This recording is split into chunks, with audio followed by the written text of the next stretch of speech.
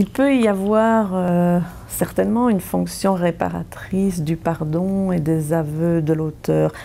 Ça soulage et ça éclaircit la confusion dans laquelle est plongée la victime sur la question de la culpabilité. Cela nomme des places.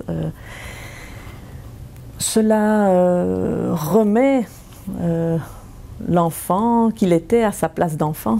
Cela remet les choses, la culpabilité est restituée à l'auteur. Mais ce qui, souvent, c'est difficile.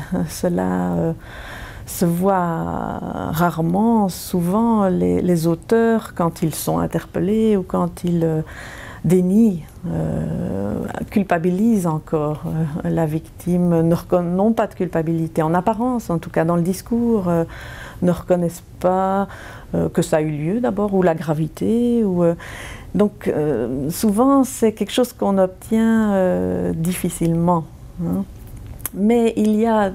Alors on peut le faire de manière indirecte. Maintenant, il y a cette conception de justice restauratrice, où il y a où ce triangle, société, auteur, victime, ça a éclaté. Enfin, la transgression fait qu'il y a du hors-la-loi, on est un peu hors d'eux, et il faut un travail de réinsertion de tout le monde, de l'auteur, mais de la victime.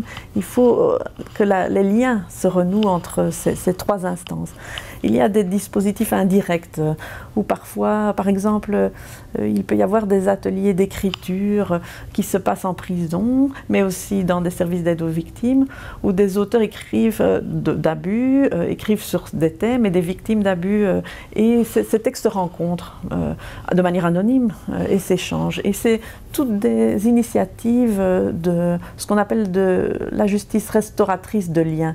Et donc si des médiations comme ça, il y a aussi maintenant des pratiques de médiation, au-delà des procès où des auteurs et des victimes peuvent se rencontrer. Mais il faut des conditions, que l'un reconnaisse, ça se prépare. C'est très, quand ça se passe bien, c'est très, quand c'est possible, je crois que ça permet vraiment de se détacher, de tourner la page. Mais si on ne sait pas le faire directement, on peut le faire alors de manière indirecte.